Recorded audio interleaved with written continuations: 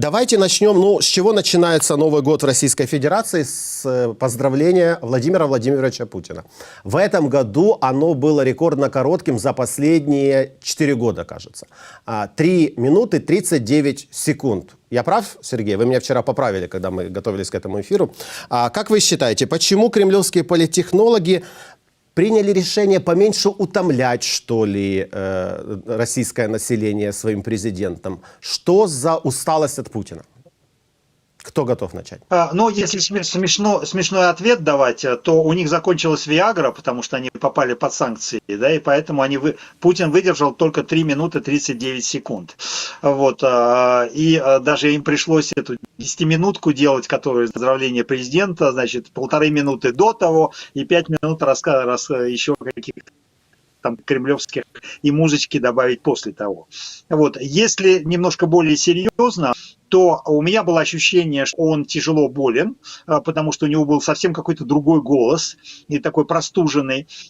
Либо те люди считают, что это был двойник, а не Путин. И очень странная история со всеми этими поздравлениями в этом году. Но это был не двойник, Сергей. Оригинал нам представили Я считаю, что это был... Я считаю, что это был настоящий Путин, но у него действительно отличался голос от Путина, который мы видели буквально там накануне. Вот, и мне кажется, что он был просто простужен. И вообще они сыграли такую классическую историю с Медведевым. То есть Путин выступил таким добрым следователем, то есть он сказал ни о чем и за все хорошее, а зато Медведев сделал свои поздравления, где он там опять говорил какие-то ужасы, призывал всех там бомбить там и так далее.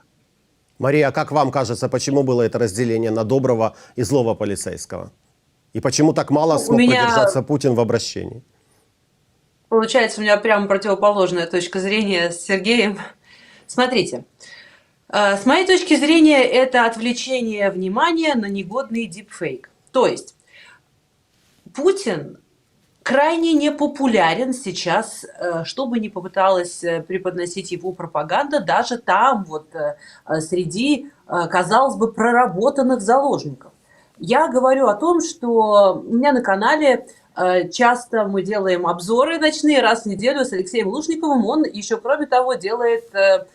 опросы проводит на своем телеграм-канале, в своих соцсетях, и там порой принимают участие 70, 80, даже 100 тысяч человек.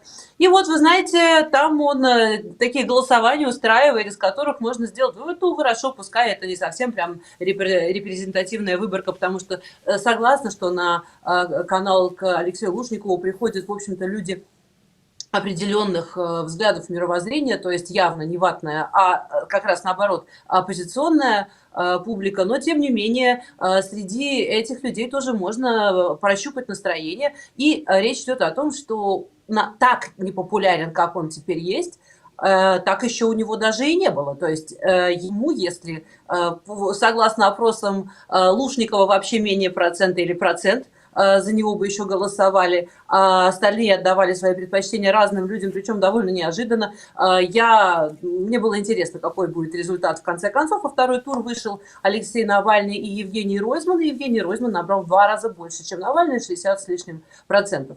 Это по поводу того, если бы там можно было проводить хоть какой-то, хоть что-то подобное, похожее на выборы. То есть это балаган в любом случае, туда даже не регистрируются те, кто действительно бы легко могли победить. И победили бы в первом туре, а не в каком-нибудь втором.